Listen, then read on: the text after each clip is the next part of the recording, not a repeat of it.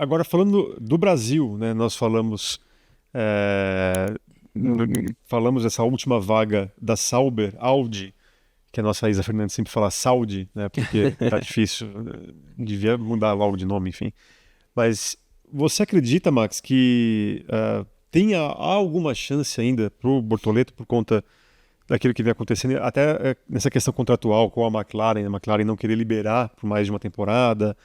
Aí também as coisas começam a mudar ali o cenário, aí já tem o Bottas tentando ali a todo custo continuar na equipe, o próprio Mick Schumacher tentando de alguma maneira também forçar a volta dele para a Fórmula 1. Como é que uma coisa que parecia até tão certa, né, há algumas semanas, realmente parece ser muito difícil a gente voltar a ter um brasileiro ano que vem? Bom, eu torço para que o Bortoleto consiga se encaixar nessa vaga. Como você falou, aparentemente, algum tempo atrás, essa possibilidade parecia ser mais factível do que é hoje em dia, mas ela ainda pode acontecer. A gente, por ser brasileiro, né, a gente torce muito para que isso aconteça. Dá para defender manter o Bottas lá? Dá. O Bottas é um piloto muito experiente. Eu acho que ele já... Acho não, passou pela Mercedes, já está na equipe, você tem uma continuidade importante, então dá para defender também a tese de colocar e manter o Bottas. O Mick Schumacher, que já teve uma oportunidade na Fórmula 1, que não correspondeu de uma maneira esperada, não só pelo nome, né? O Mick Schumacher já tinha sido campeão da Fórmula 2, aquele primeiro ano dele na Haas com o Mazepin, eu diria que foi um ano ali praticamente sem muita referência, mas ele foi superado com uma certa facilidade pelo Magnussen, que vem sendo superado pelo Hülkenberg com uma certa facilidade também. Então, em termos de mérito, eu, com todo respeito ao Mick Schumacher, eu acho que ele teve uma oportunidade e, infelizmente, para ele, isso acabou não vingando. Ao mesmo tempo, a gente sabe que muitas vezes mérito não é tudo que faz com que alguma decisão como essa seja tomada. A gente tem o Schumacher, que tem o nome Schumacher, é alemão, Audi alemã. Então, de novo, eu prefiro sempre olhar muito mais pelo mérito, não por uma questão comercial, de nacionalidade, qualquer coisa assim. E hoje, entre esses pilotos, Bottas, Mick Schumacher e Bortoleto, não por ser brasileiro, mas eu colocarei o Bortoleto. Porque você já tem lá um Hülkenberg, um piloto extremamente experiente, e é uma combinação muito positiva você ter um piloto experiente com um jovem talento ali para aprender com esse piloto, e também um jovem talento muitas vezes agrega coisas tanto para um piloto experiente e às vezes até para a equipe. Porque quando a gente fala que um piloto vai estrear na Fórmula 1, muitas vezes a gente confunde assim, parece que o cara estava até ontem jogando bola, vai correr de Fórmula 1 amanhã. Um Bortoleto tem, sei lá, 20 anos, ele já corre há 12 anos ou mais. Corre, sei lá, quase 15 anos. Então, essa experiência que ele adquiriu ao longo da sua carreira, às vezes agrega até para a maior categoria do automobilismo, que é a própria Fórmula 1. Então, acho que para mim, a combinação Hülkenberg e Bortoleto seria, ao meu ver, a mais acertada. E, de novo, não é pelo fato dele ser brasileiro.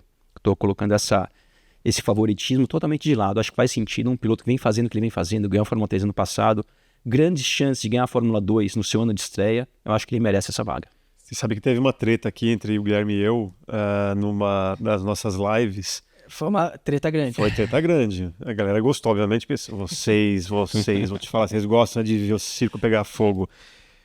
Porque eu juro que eu fiquei em cima do muro, não tenho uma resposta para isso, né? Só que o Guilherme ele foi muito convicto na seguinte questão. A gente sabe que a McLaren liberaria, pelo menos só para uma temporada apenas na Sauber, e depois ele teria que voltar ao seu aconchego ali na equipe britânica. E aí a Sauber também não quer simplesmente ficar com o rapaz um ano, né, depois devolver um piloto pronto, já com experiência de Fórmula 1, para uma rival. Vale a pena você, Max Bortoleto Wilson, se você tivesse que rasgar o contrato que você tem hoje com a McLaren para se firmar numa equipe da Fórmula 1 por 2, 3 anos, que é uma equipe que inclusive pode ser uma equipe que ano que vem deve continuar sendo a pior equipe do campeonato, né? Tem essa questão. Você preferiria esperar o rito da McLaren e quem sabe ter uma vaga no futuro, ou se desvincular totalmente da McLaren e pegar essa vaga já para o ano que vem na Sauber? Eu acho o seguinte, primeiro, não é tão simples. Vale lembrar que o Guilherme ele é cético em relação a ir para Sauber custe o que custar. A minha defesa é, ele tem que estar no grid. Bom. E a minha, eu não sei, sinceramente. Não, eu vou te falar uma coisa. Primeiro que não é simplesmente rasgar um contrato. Que às vezes você não tem nem a força e o poder para você rasgar um contrato. Agora, se isso fosse uma possibilidade, resumindo o que você me perguntou, é o seguinte. Eu acho que a melhor oportunidade que o piloto pode ter, a gente tem agora o exemplo recente do Colapinto, que está numa das menores equipes da Fórmula 1, é você correr. E se isso não acontece, a gente vê que acontece uma coisa muito frequente, que é o seguinte. Esses dias, um piloto foi lá campeão da Fórmula 2 de 2021. Tem todo aquele hype em cima dele. Passou um ano, tem outro campeão da Fórmula 2. E aquele de 2021 acaba, às vezes, caindo no esquecimento. Então, eu acho o seguinte. A melhor oportunidade que um piloto pode ter para demonstrar o que ele pode fazer, mais uma vez citando o exemplo do Colapinto, é um deles, citando o exemplo do Schumacher, quando andou na Jordan naquela ocasião, citando o exemplo do Alonso, quando correu na Estrela pela Menard, que era de longe a equipe menor do grid, é você correr. Então hoje, eu faria, se eu estou no lugar do Bortoleto e tivesse essa opção de me manter hoje na melhor equipe da Fórmula 1 como piloto reserva, para quem sabe um dia, se o Norris sair, se o Piastri sair, se todo mundo sair, não sei o que, ou correr amanhã em qualquer equipe na menor, se amanhã lançar uma equipe menor do que e pior do que a Sauber, por exemplo, eu correria. Essa para mim é a melhor maneira e talvez única maneira, muitas vezes, de você mostrar o seu potencial de fato. Porque hoje a gente pegar os pilotos reservas, se ele não correr, ele pode fazer o que ele quiser, num treino livre, num treino privado, até porque é muito difícil você mensurar o potencial de um piloto num treino privado. O Drugovich, por exemplo, esses dias fez um treino lá com a Aston Martin, o próprio Bortoleto com a McLaren, mas quando a gente está falando ali de para você mensurar um piloto contra outro, de décimos de segundo, é literalmente impossível você pegar um tempo de volta de um teste privado, por exemplo, um carro que nem está correndo na atualidade, um carro do ano passado, de 2, 3 anos atrás. Quanto bom esse tempo foi? Não dá, porque não tem referência. Você teria que ter um piloto ali, já sabidamente competente, no mesmo dia, no mesmo carro, para você mensurar isso. Então, realmente é uma situação que às vezes um piloto faz um tempo excepcional naquele carro e pode passar desapercebido, porque não tem referência. Então, a melhor referência para mim, a melhor oportunidade é correr.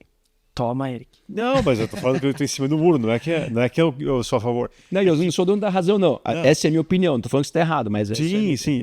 Tem a questão óbvia, e o que pode definir isso são os detalhes que a gente não tem acesso. A questão contratual, se por um acaso, se tiver Norris e Piastri ali, já, sei lá, se eles já estão um no olho na cara do outro, e o pessoal fala, isso aqui não vai durar muito tempo, não.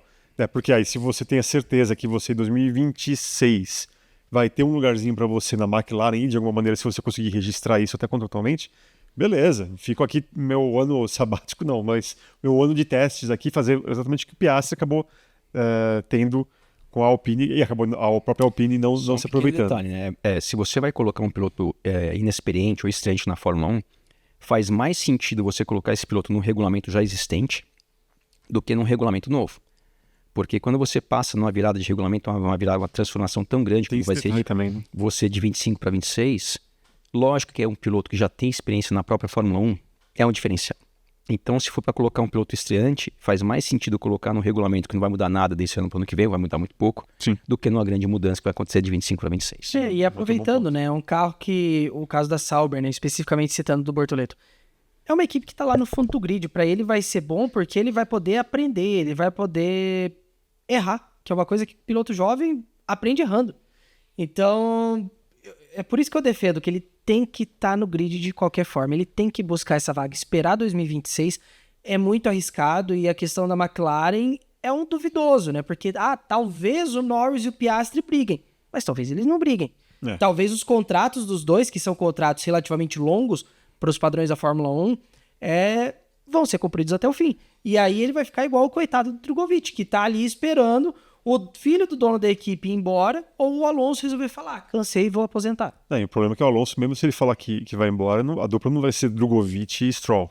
Seria uma coisa que certamente o Lawrence Stroll ia atrás de algum piloto campeão, mais experiente para comandar a equipe. Mas enfim, isso a gente espero, né? Aquela previsão de que só no GP do Brasil que a gente ia ter uma definição do piloto da Sauber, realmente está nos matando, porque a cada dia é uma novidade, mas infelizmente parece que realmente não vai dar para o Bortoleto na Sauber.